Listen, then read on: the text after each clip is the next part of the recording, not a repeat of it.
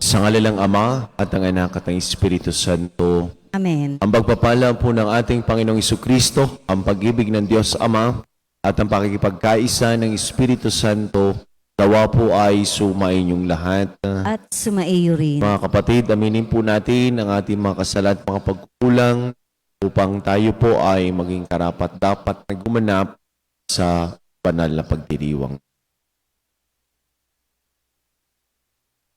Inaamin ko sa makapangyarihan Diyos at sa inyong mga kapatid. Alam ba ako nagkasala sa isip, salita at sa gawa at sa aking pagkukulang. Kaya ay sinasama ko sa mahal na Birheng Maria, sa lahat ng mga anghel at mga banal, at sa inyo mga kapatid, Ako'y ipanalang sa Panginoong atin. Gawan po tayo ng makapangyarihan Diyos, patawarin po tayo sa ating makasalanan, patubayan po tayo sa buhay na walang hanggan. Amen. Panginoon, kaawaan mo kami. Panginoon, kaawaan mo kami. Kristo, kaawaan mo kami. Kristo, kaawaan mo kami. Panginoon, kaawaan mo kami. Panginoon, kaawaan mo kami. Ngayong araw pong ito, ginugunita po natin ang kapistahan ni San Alfonso Maria ng Ligore, isang obispo at pantas ng ating simbahan. Manalangin po tayo.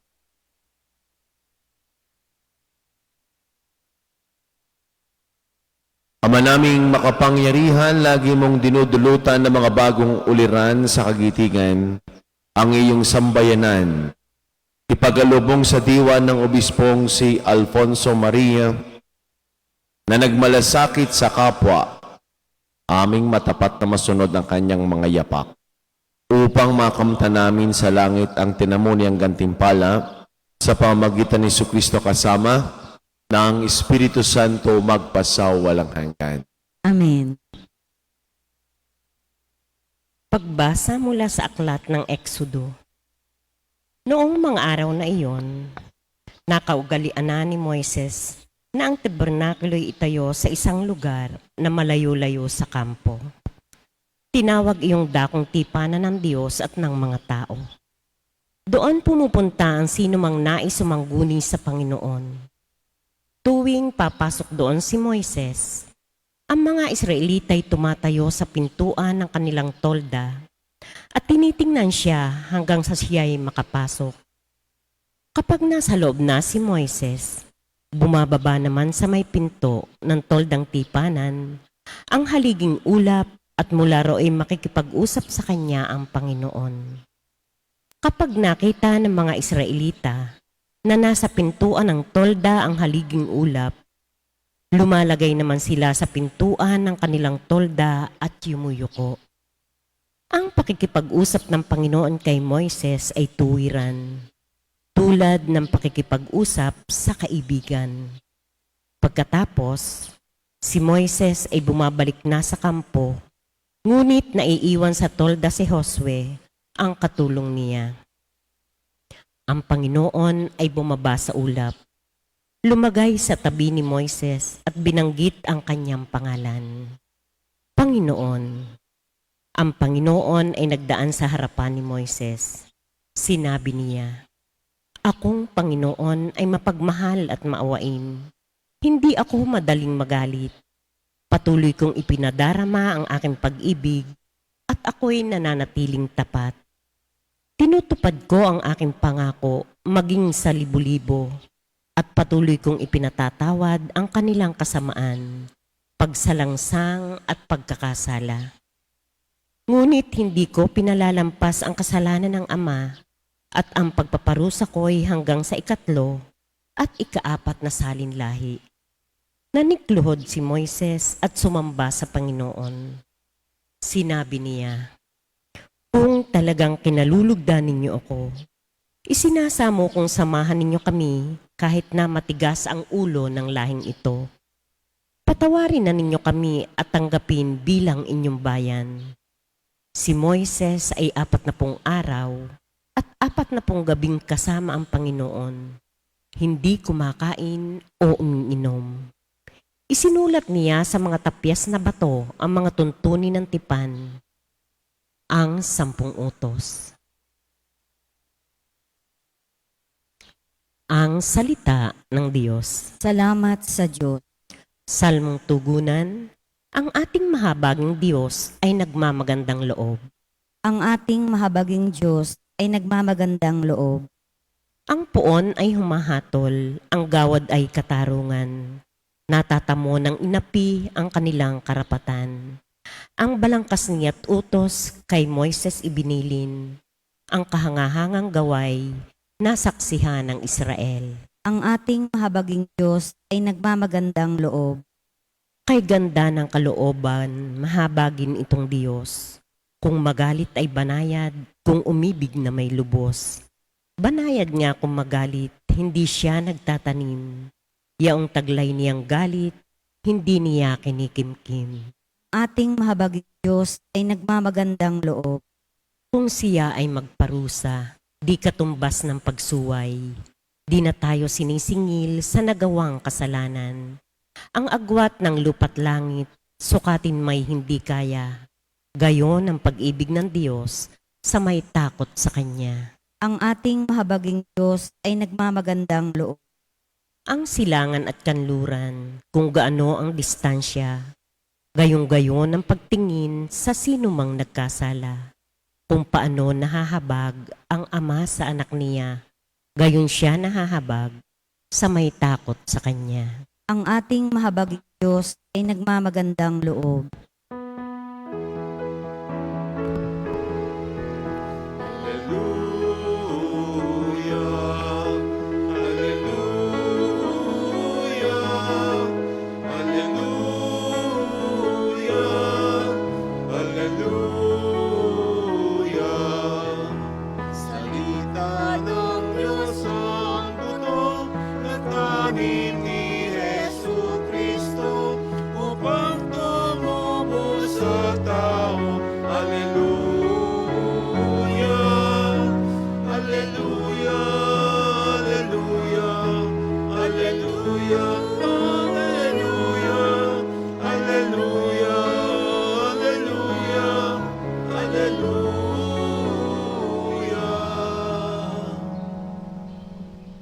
Sumaini po ang Panginoon. At tumainyo Ang rin. mabuting balita ng Panginoon ayon kay San Mateo. Papuri sa iyo, Panginoon. Noong panahong iyon, iniwan ni Jesus ang mga tao tumasok sa bahay. Lumapit ang kanyang mga alagad at sinabi sa kaniya, "Ipaliwanag po ninyo sa amin ang talinhaga tungkol sa masasamang damo sa bukid." Ito ang tugon ni Jesus. Ang anak ng tao naghahasik ng mabuting binhi. Ang bukid ay ang sanlibutan. Ang mga taong pinaghaharian ng Diyos ang mabuting binhi at ang mga taong pinaghaharian ng dyablo ang masasamang damo. Ang kaaway na naghasik ng mga iyon ay walang iba kung hindi ang dyablo. Ang pag-aani ay ang katapusan ng daigdig at ang mga anghel ang tagapag-ani. Kung paanong iniipon ang mga damo at sinusunog, gayon din ang mangyayari sa katapusan ng daigdig. Susuguin ng anak ng tao ang kanyang mga anghel at iipunin nila mula sa kanyang pinaghaharian ng lahat ng nagiging sanhi ng pagkakasala at ang lahat ng gumagawa ng masasama at iahagi sa maningas na pugon. Doon ay mananangis sila at magngangalit ang kanilang ngipin. At magliliwanag na parang araw ang mga matuwid sa karihan ng kanilang ama. Ang may pandinig ay makinig.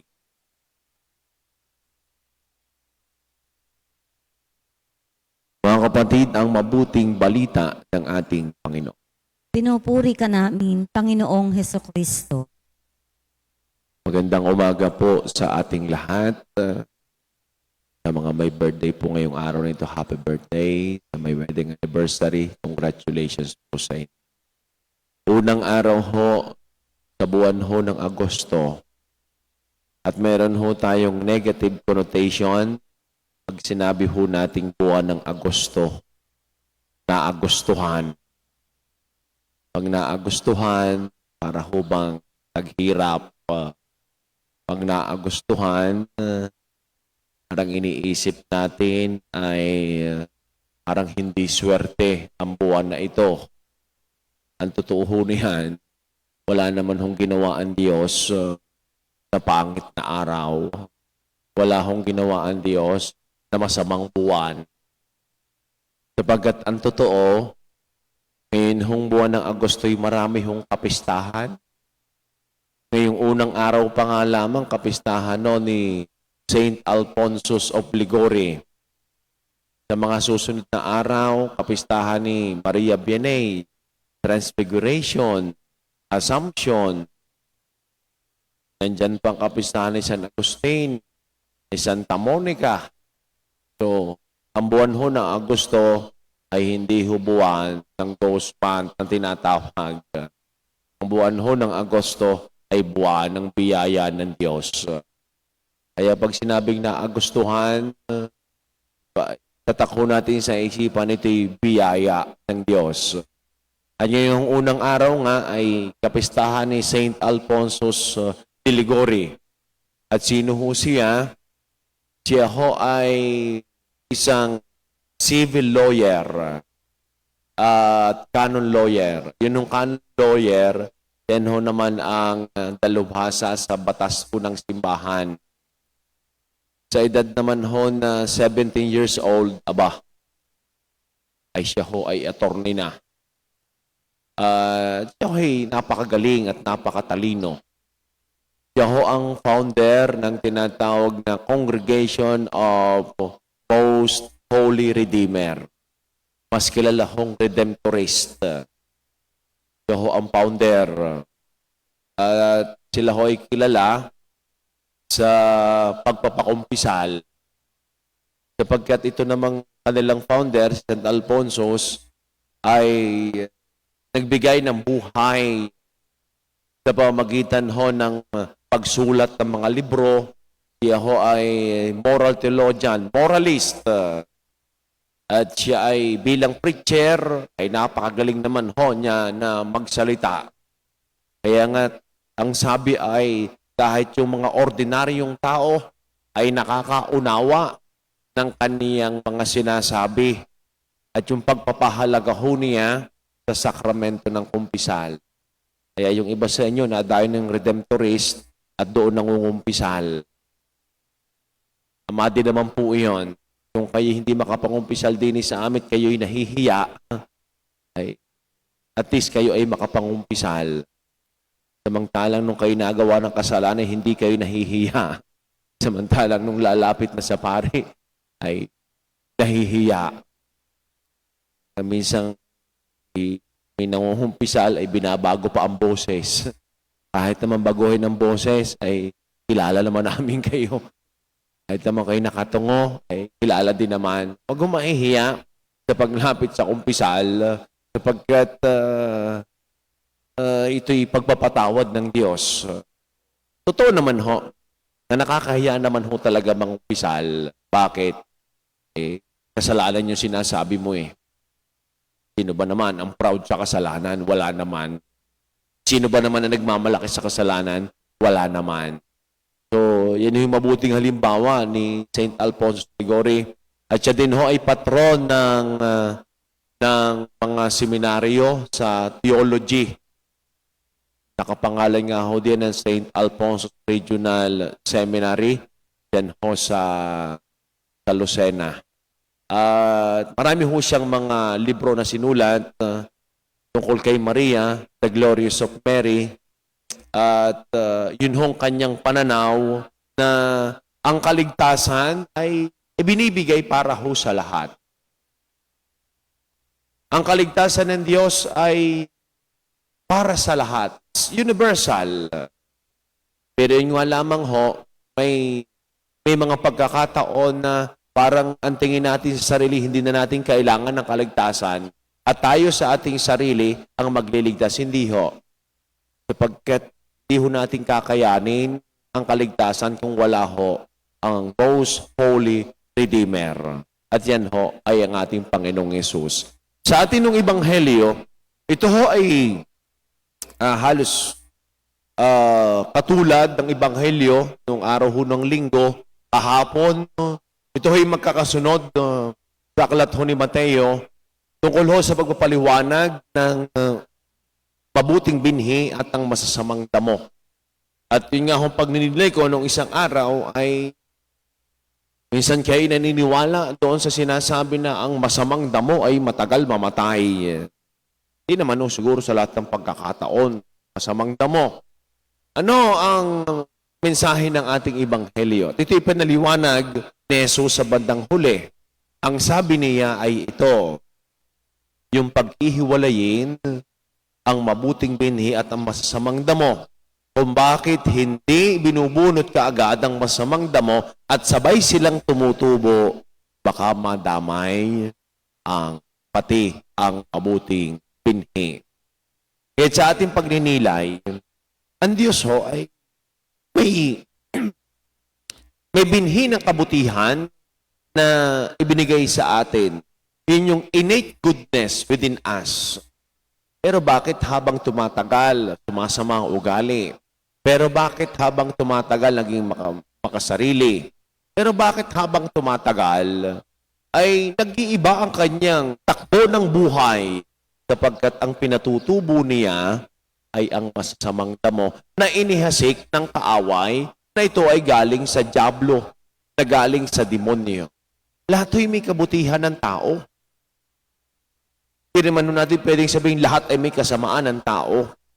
Hindi nga lamang ho, mas pinipili ho nating diligan ang halaman. Kaya ito ay tumutubo. Kung ang Diyos ay nagbigay sa atin ng kabutihan ng binhi, ay ito isang malaki ding hamon. Ano ba din yung itinatanim natin sa ibang tao? Baka ang itinatanim din ho natin halaman. Baka ang itinatanim natin sa kanila'y sama ng loob. Baka ang itinatanim din natin sa ibang tao ay paghihigante.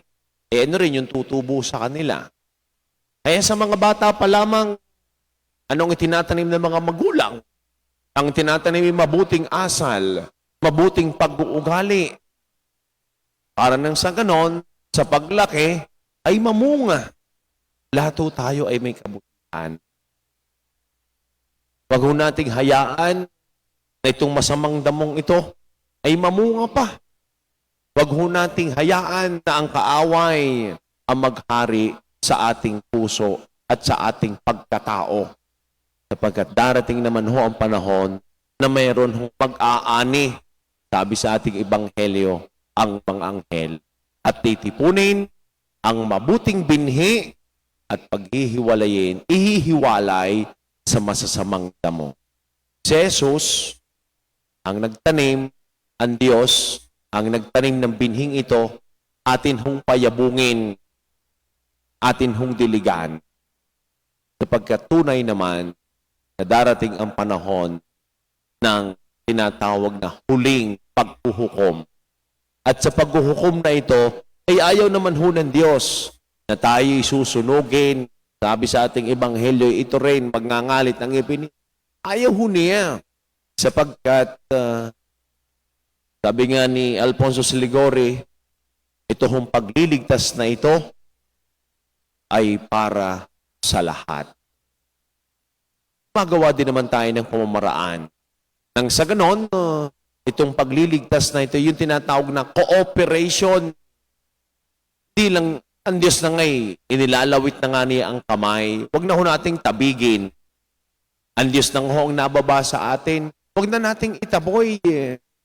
Ang Diyos na nga ang nayakap sa atin. Ay huwag na ho nating itulak. Sapagkat sa bandang huli, sana ay makamtan natin ang buhay na walang hanggan, ang buhay sa piling ng Diyos na bunga ng pagiging mabuting binhi na itinanim sa atin.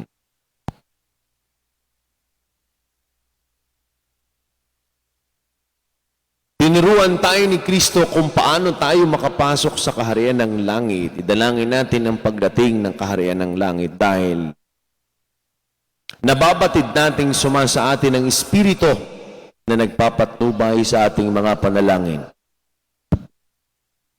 Diyos ng kabutihan, gawin mo kaming ganap sa iyong pamamaraan. Diyos ng kabutihan, gawin mo kaming ganap sa iyong pamamaraan.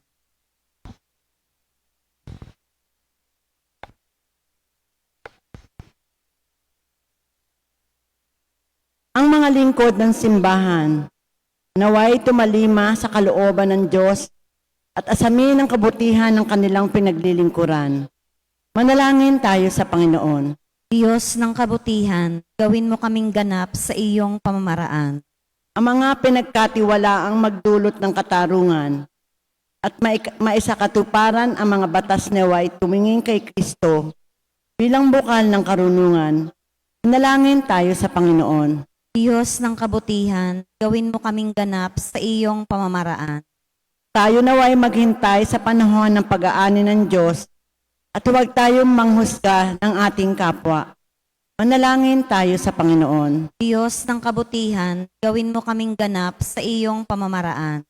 Ang mga matatanda naway ating maalalayan sa pamamagitan ng ating pagiging maalalahanin at palakaibigan. Manalangin tayo sa Panginoon. Diyos ng kabutihan, gawin mo kaming ganap sa iyong pamamaraan. Ang mga namatay naway tipunin ng Diyos bilang ani ng kaharian. Manalangin tayo sa Panginoon. Diyos ng kabutihan, gawin mo kaming ganap sa iyong pamamaraan. Panginoon ng langit at lupa, pakinggan mo po ang mga hinaing ng iyong bayan. Hinihiling po namin ito sa pamagitan ni Kristong aming Panginoon. Amen.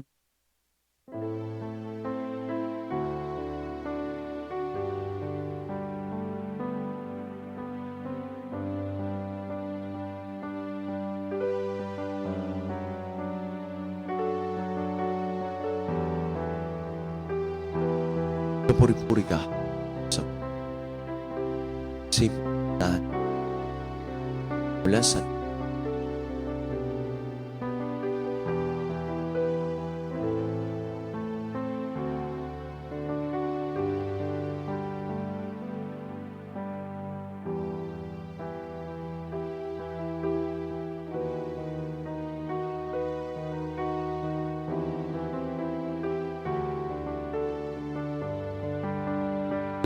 Diyos.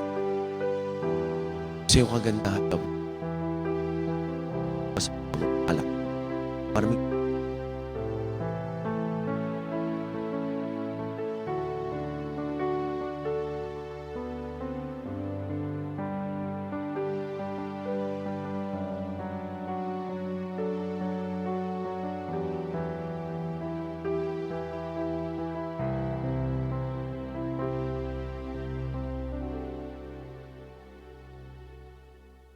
Manalangin po kayo mga kapatid upang ating paghahain ay kalugdan ng Diyos amang makapangyarihan. Tanggapin nawa ng Panginoon itong paghahain sa iyong mga kamay, sa kapurihan niya at karangalan, sa ating kapakinabangan at sa buong sambayanan niyang banal. Ama naming lumikha, pag-alabin mo ang kalooban namin sa ningas ang iyong espiritu na ipinagkaloob mo kay San Alfonso Maria para may pagdiwang ang paghahain ito. At sa pamagitan nito, ikaw ay mahandugan ng sariling pamumuhay bilang banal na alay sa pamagitan ni Jesucristo kasama ng Espiritu Santo magpasawalang hanggan. Amen. Sumainyo ang Panginoon. At sumainyo Itaas sa rin. Diyos ang inyong mga puso at diwa. Tinaas na namin sa Panginoon. Pasalamatan po natin ang ating Panginoon Diyos. Marapat na siya ay pasalamatan. Ama naming makapangyarihan, tuningang marapat na ikaw ay aming pasalamatan. Sa pamagitan ni Jesucristo na aming Panginoon, ngayong San Alfonso ay pinararangalan sa pamuhay niyang totoong uliran at pagiging maasahan sa panunungkulan. Kaya't sa Jesucristo na maasahan sa katapatan ay inihahayag sa pangangasiwa sambayanan. Ang malasakit ng mga uliran tagapangasiwa noon ay nagpapatuloy magpahanggang ngayon sa mga panalangin kanilang iniuukol kaysa ng sambayanan mong dito'y nagtitipon. Kaya, kaysa ng mga anghel na nagsisiawit ng papurisan na walang humpay sa kalangitan, kami po ay nagbubunyi sa iyong kadakilaan. Santo, Santo, Santong Panginoong Diyos sa mga hukbo, napupuno ang langit at lupa ng kadakilaan mo. O sana, Sana sa kaitaasan, pinagpala ang naparito sa ngalan ng Panginoon. O sana sa kaitaasan. Ama naming banal, ikaw pong bukal ng tanang kabanalan kahit sa pamagitan ng iyong Espiritu, gayon pong banal ang mga kaloob na ito upang para sa amin ay maging katawan at tugo ng aming Panginoong Heso Kristo. Bago niya, pinagtiisang kusang loob na maging handog, hinawakan niyang tinapay. Pinasalamatan kaniya, pinaghati-hati ninyo. Iniabot sa kaniyang mga alagad at sinabi, tanggapin ninyong lahat ito at kanin, ito ang aking katawan na ihahandog para sa inyo.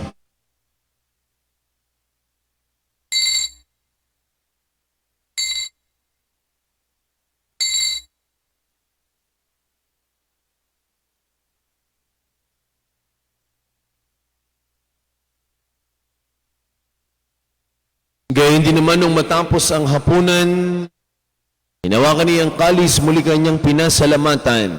Inabuti ang kalis sa kaniyang mga alagad at sinabi, tanggapin ninyong lahat ito at inumin ito ang kalis ng aking dugo ng bago't walang hanggang tipan. Ang aking dugo na ibubus para sa inyo at para sa lahat. Sa kapagpapatawad ng mga kasalanan, gawin ninyo ito sa pag-alaala sa akin.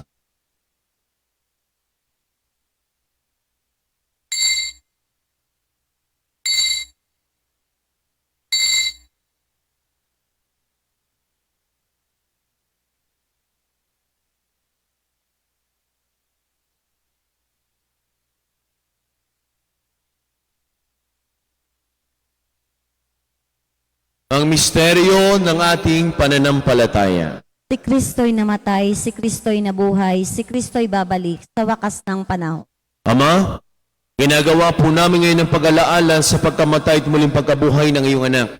Kaya't iniaalay po namin sa iyo ang tinapay na nagbibigay buhay at ang kalis na nagkakaloob ng kaligtasan. Kami po ay nagpapasalamat dahil kami ay yung minarapat at tumayo sa harap mo para maglingkod sa iyo. Sinasamo namin kami magkakasalo-salo sa katawan at tugon ni Kristo, mabuklod sa pagkakaisa sa pamagitan ng Espiritu Santo. Ama, lingapin mo yung simbahang laganap sa buong daigdig. Puspusin mo kami sa iyong pag-ibig ay sa aming Santo Papa at Gilbert na aming arsobispo at ng lahat ng mga kaparian. Alalahanin mo rin po ang mga kapatid naming nahimlay na. Nang may pag-asang sila'y muling mabubuhay, gayon din ang lahat ng mga pumanaw. Hawan mo sila patuloy sa iyong kaliwanagan. Taawa mo at pagindapating kaming lahat na makasalo sa iyong buhay na walang wakas. Kaysa ng mahal na Berheng Maria na ina ng Diyos ni Poong San Jose na ating din patron. Kaysa ng lahat ng mga apostol, Saint Alfonso, San Jose Marelo at ang lahat ng mga banal na namuhay sa daigdig ng kalugod-lugod sa iyo. May pagdiwang naman po namin ang pagpupuri sa kararangal mo sa pamagitan ng iyong anak na aming Panginoong Jesucristo.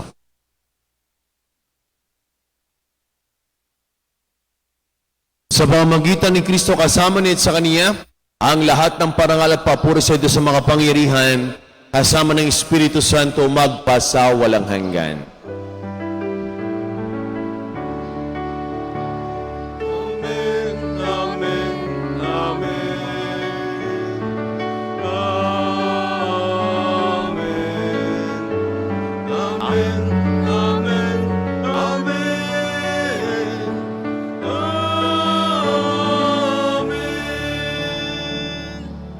Sama-sama po nating awitin na may kababaan ng loob at lakas ng loob ang panalangin tinuro sa atin ng ating Panginoong Jesucristo.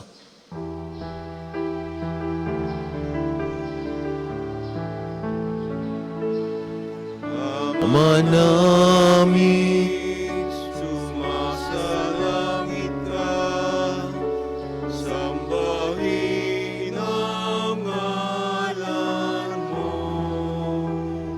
mapasa amin ang kaharian mo, sundin ang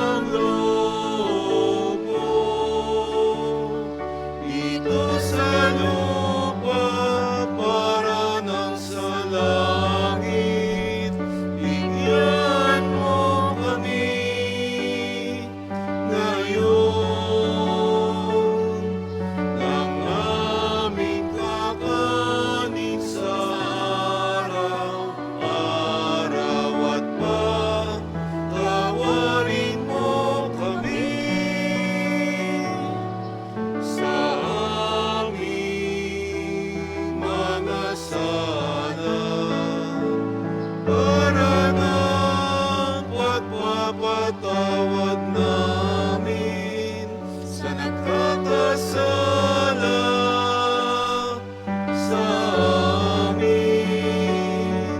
At huwag mo kaming ipahintulot sa tukso.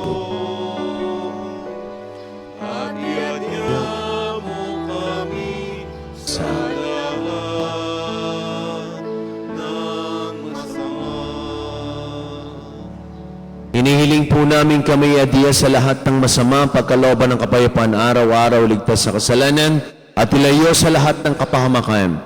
Samantalang aming pinananabigan ng dakilang araw ng pagpapahayag ng tagapagligtas naming si Hesu Kristo. Sapagkat iyo ang kaharian at ang kapangyarihan at ang kapurihan magpakailanman. Amen. Panginoong Kristo, sinabi mo sa iyong mga apostol, kapayapaan ang iniiwan ko sa inyo. Ang aking kapayapaan ang ibinibigay ko sa inyo. Tunghayin mo ang aming pananampalataya at ang aming mga pagkakasala. Pagkaloob po kami ng kapayapaan at pagkakaisa ayon sa iyong kalooban, kasama ng Espiritu Santo magpasang walang hanggan. Amen. Ang kapayapaan po ng Panginoon ay lagi ng sumahinyo. At sumaiyo rin. Mga kapatid, magbigayan po kayo ng kapayapaan sa bawat isa.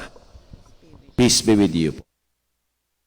Kordero ng Diyos sa nag-aalis ng mga kasalanan ng sanlibutan, maawa ka sa amin. Kordero ng Diyos sa nag-aalis ng mga kasalanan ng sanlibutan, maawa ka sa amin. Kordero ng Diyos sa nag-aalis ng mga kasalanan ng sanlibutan, ipagkaloob mo sa amin ang kapayapaan.